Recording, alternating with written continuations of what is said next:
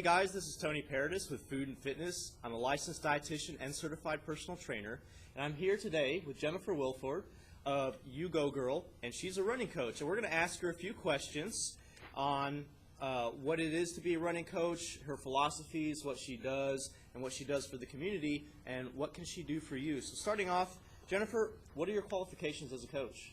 Well, I'm certified through the Roadrunners Club of America, the RRCA.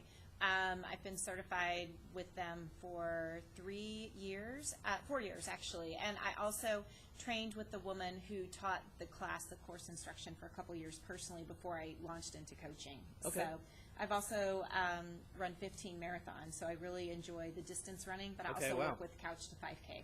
Okay, and you're also a yoga instructor, is that correct? correct? I have a 200-hour registered yoga teacher certification, so I have found that that's a great counterpoint, the stretching, to if you're running a lot or even a little bit. Stretching goes a long way in keeping you injury-free and happy. Awesome. So my next question was, you kind of touched on this, what are some of your personal achievements in fitness and running? I've run the last 6 Boston marathons. From a personal perspective, that's probably been the most rewarding thing.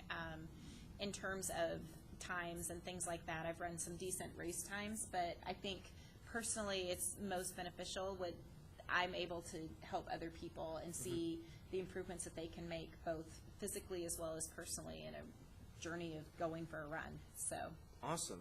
So I have to ask, what first got you into running, and how did this turn into a desire to coach? Well, it's been in 2006, so it's been 7 years ago. I saw a friend walk a half marathon, and I probably weighed about 30 pounds more than 25, 30 pounds more than what I weigh now. Okay, and, wow. I was active, but not running regularly at all. And I thought, if my friend can finish this half marathon, that should be a goal for me to try. Okay. And it started from there. I walked out the door and really never looked back. It sort of became my passion. Running became a lot more than just an activity. It became a part of who I am. So. Okay, and so how'd that turn into coaching for you?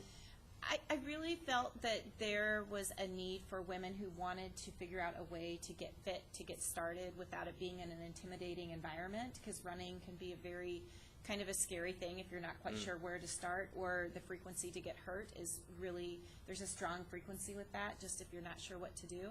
So I wanted to provide people a safe place and a comfortable place where they could kind of literally get their feet under them and start making strides forward. Okay. Now, you talked about losing 30 pounds, or about 30 pounds, since the beginning of your running journey. Yeah, it was probably like 25, but yeah. Okay. A lot of people run for weight loss. They think, hey, I want to lose weight. But what are some benefits that people may not know other than weight loss that come with running? I think the biggest piece what keeps them running is just the endorphin rush that you get from it, how you feel. And a lot of times running's a very tangible thing in terms of being able to set goals and have objectives that you want to hit a certain distance or a certain time. And it's all about yourself. It's not that you're necessarily competing to beat someone, but how can you find self-improvement? And I think those things are really, I see physical changes in people, but it's also, it becomes this vital part of what they want to do, and it's their own time. For moms, these are moms who are out chasing their kids. They might as well run around for themselves at some point versus just chasing their kids around 24/7. So it's important to have that piece of who you are. And the women that I train in a group, we know each other by our first names, not as being someone's mom, which is an important thing, I think. Okay, awesome. Well, you guys that are watching, check that out. It's not just about weight loss. So what are some things that someone should consider before beginning a running program? Now, they've learned all these great things about running, how it can be competitive, how they can do it for themselves, how you take that personal approach to running. What should they consider before starting a program? Well, if they have any, the blanket statement is if you have any health concerns, of course you need to go and talk to your doctor and make sure that running is a good thing for you to do. But assuming that you're a healthy individual, good shoes is really one of the first things that you need to invest in, and not just a pair of shoes that you walk around town in or can take out for a jog, but something that is, running shoes are made with really different purposes in mind, so you need to find a fit specialist at like a place like Luke's Locker or somewhere like that you can actually get in and get fitted for shoes. That's the most important piece of gear, and then it's just a matter of building mileage in a responsible way, which is sort of where the coaching piece comes in. So you're not just kind of blindly figuring out how to try to attempt to do it. So check out if you have any injuries. Make sure you have the proper footwear, which is the most important piece of gear, and then also have a sensible program when you're first starting off.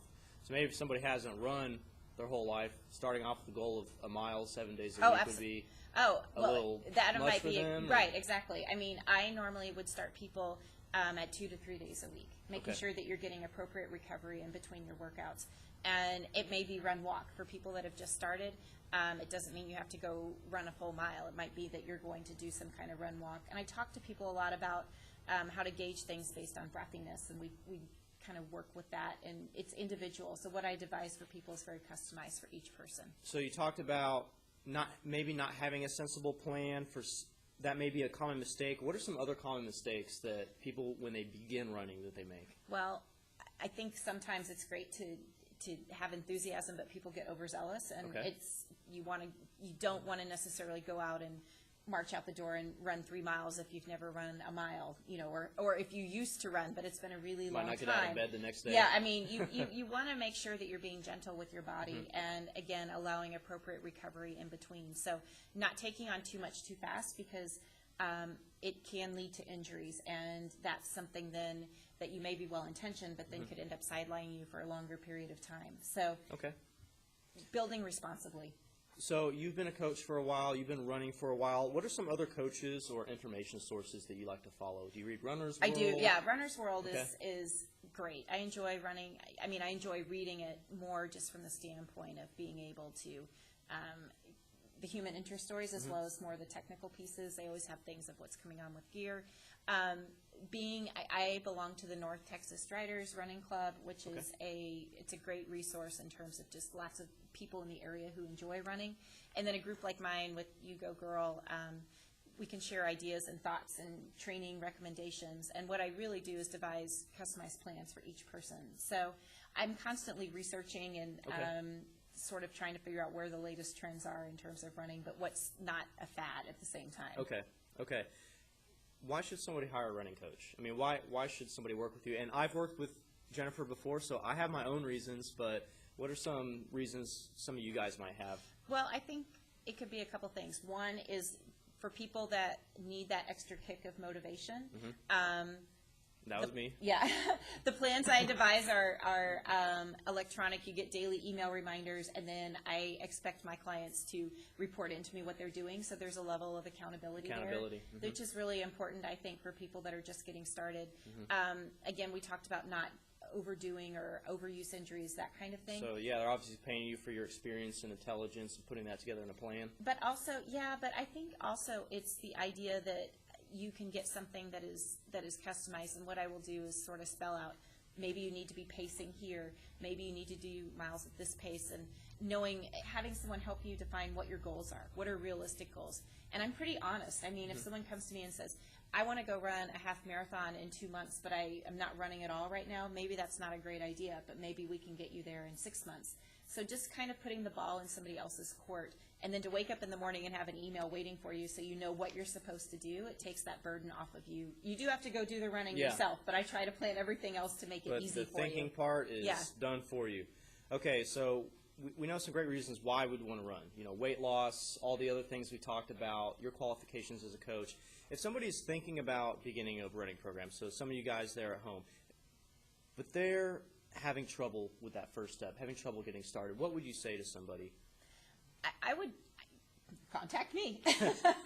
No, I mean, I think you need, if it's not an actual certified coach, you need to talk to someone who has some level of experience who can help guide you, because running is not really an activity that, particularly as you're aging, that is a great idea to just be left necessarily to your own devices and say, I'm going to go out and march out the door and run until I'm too tired to keep running. Your body may be pretty unhappy with you the next day. So I think that is probably one of the real benefits. Okay, I would agree. Let's kind of switch gears a little bit and talk about what are some common nutrition issues that you see in runners? I see two things. One is people who are not, there's this whole idea that you need to be eating carbs when you run, and that's definitely true, but it doesn't kick in if you're, say, out running 3 miles a day, 3 days a week. I would not if you're eating well and healthily, I would not suddenly integrate a lot more carbs with that. So I think sometimes people tend to mistake that, oh, I'm running a little bit, I need to eat a lot more in terms of carbs, and that's not always the case.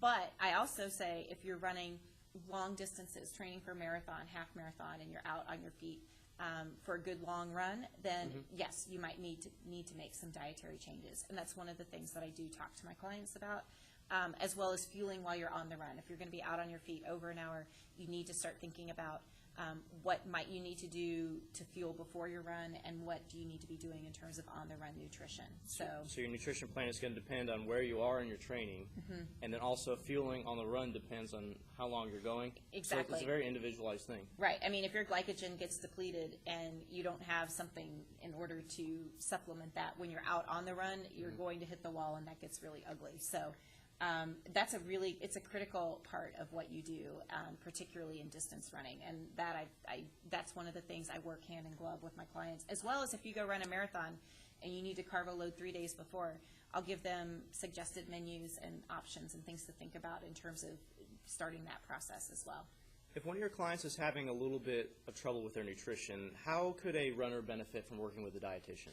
Well, I think just having that third-party look of someone who can objectively look at what you're doing, and that way you're not necessarily taking it personally, I think that can be really helpful.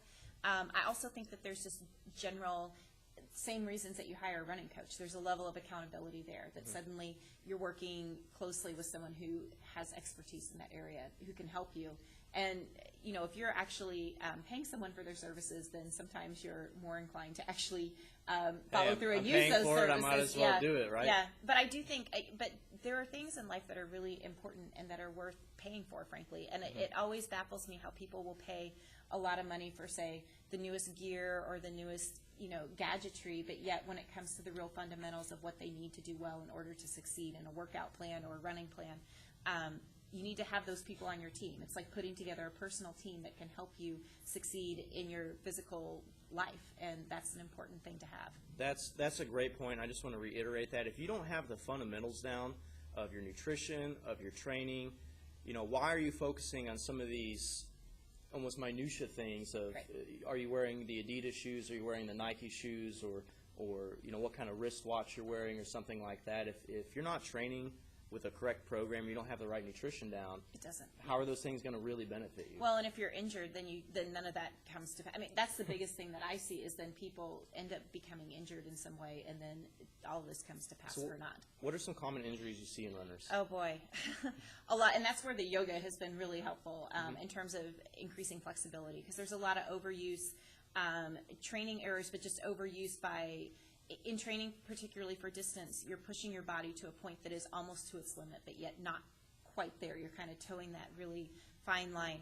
In terms of injuries, shin splints is really common in beginning runners, people who don't stretch their calves. But that's not just stretching your shins. It's, how are you handling your whole leg stretching? Because that's coming sometimes from other areas. So shin splints, IT band pain, very common. Hamstrings, piriformis, plantar fasciitis. I mean, you name it, you can kind of see it. So it's really important that you instigate some kind of stretching routine, and especially even on your off days where you're not actually running or maybe lifting or doing something, still being mindful and stretching. You've talked about that point a lot with the cross training, how it's important to incorporate yoga and stretching along with the running. How could a runner benefit from working with a personal trainer? Well, I think, again, it boils down to working with someone who gets to understand you and your habits and your routine and where are your strengths and where are your areas for improvement. And I think that if you have hip weakness, for instance, runners typically, there's a lot of weakness in hips. What can you do in terms of strengthening to work that then impacts your performance in a different way with running? It all works very much succinctly together, I think.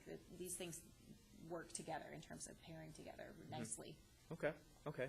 So I want to switch gears a little bit. What is one of the most meaningful experiences you've had as a coach thus far? Oh boy, I think being able to see the women that I work with, running becomes part of who they are and what they choose to do. It's not just an activity. It becomes, I've seen the physical changes, but I've also seen growing confidence, and suddenly you set a goal that seems that you can't achieve in terms of distance, and then you're able mentally to start to kind of pick away at it and literally mile by mile, then you achieve it. And that for them, it's just a feeling of accomplishment. With so much of us wrapped up, again, I'm talking to, I was a stay-at-home mom, and suddenly I could go out and run distances that I wouldn't have thought possible. And it was a really empowering thing and an important thing to have that was strictly kind of my own thing. Mm-hmm. So I think a lot of it is just connecting with yourself in a way through a physical activity, that running is just that really special thing that can be that thing for someone. So you had that experience yourself. Now you're sharing Absolutely. that with other people. Mm-hmm. That's in itself a very rewarding thing. I've had clients who couldn't even run a mile who are now out training for 20-mile races. And to see that progression and see them grow as a runner and as a person, that's the piece that for me gets really exciting. So you not only help them reach their goals, but exceed their expectations and set new goals on that horizon. Well, people tend to set limits on themselves because and sometimes you need someone. The first marathon I ran, I really committed. I'm like, okay, I'll try to train. I needed someone to come to me to say, Jennifer, have you ever considered running a marathon? And suddenly it was like, maybe I could do that. And sometimes you just need that outside perspective of someone who can guide you a little bit and has that confidence, and then you develop that confidence in yourself. And that's the part of coaching that to me is why I love to do it, is that you see that change happen in people. Somebody's watching right now, they want to make that change. They've seen what you're about, they've seen what you can do. You talked about the accountability, you talked about the online things that you do. Can you go into a little more detail and tell us what it's like for a new client to start working with you? Sure. Well, I have two kind of options. One is You Go Girl has an actual group training program where a group of women meet 2 mornings a week and we get together.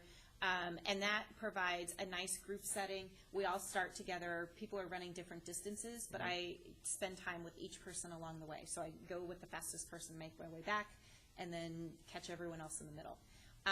But you show up knowing what your workout is for that morning. So you've received an email from me that's your customized plan, your own pacing. But you get to do it within a group setting. So that's one way. The other way is more customized training. So if the schedule doesn't work for you to meet with the group training, or you're training for a longer distance, or you're just more inclined to train individually, I would meet with you individually, set up your goals, know what your expectations are, and then we just start building a plan to get there. But I'm checking in with you, I'm asking you questions, and then by you being accountable to me, by letting me know what your workout is, it's not just a cookie-cutter plan. So we can make life happens all the time. And the biggest problem with online plans is they're all cookie-cutter, and they don't take into accountability that you're sick, or that your child's sick, or that you haven't slept because you had to work until 1 a.m. or whatever comes up in your schedule. And with a live person on the other end, then I can make those personal adjustments and tweaks in your plan to hopefully keep you healthy and happy and get you to the starting line and finish in a really great way. Awesome. So you do the group training, you do the individual, you have the technology, you have the emails, you have that accountability. What's really keeping somebody from getting started? It really just comes down to them and just taking that first step. Because once they do, you'll take them the rest of the way. Exactly. I kind of say once you show up, then I'll work with you. And particularly for your first session, if you come, I'm going to stick with you and we'll monitor your breathing. We'll make sure that your distance is appropriate. I'm going to check in with you afterwards to make sure you're feeling okay. And if people do get tweaked along, if they have injuries or something that does come up along the way, then we start talking through what is the best course of action in line with whatever their physician or whomever they're working with in order for a safe return to running, if that's something that they're dealing with. All right, you guys have seen what Jennifer has to offer. Jennifer, for everyone watching at home, how can someone who's interested in training with you, how can they get in touch with you? Oh, well, I have a website, which is www.yougogirlnow.com. And I'll link that below in the comments box, so click on that link, check it out. So you can come there, or you can reach me by email at jennifer@yougogirlnow.com. Okay, we'll also put that down below, so check that out. Or you can call me. Okay, and that'll be on the website. You should be able to get in touch with Jennifer at You Go Girl, and just check that out down in the comments box. If you guys are watching this, if you want to support Jennifer, if you're a runner, if you support running, if you support training, Good Nutrition, go ahead and give us an upvote. Go ahead and give us a like. If you got some comments, if you want to leave us some love, if you're supporting Jennifer, leave some comments down in the comment box below. I'm Tony Paradis with Food and Fitness. This is Jennifer Wilford with You Go Girl. She's a running coach. She's awesome. She's done it herself. She walks the walk. She talks the talk, and she gets people results.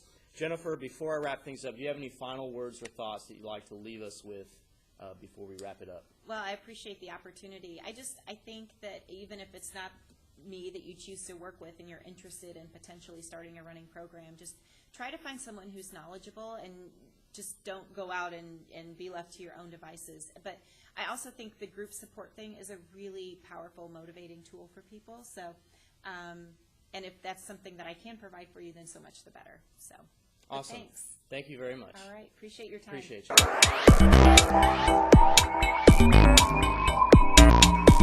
you.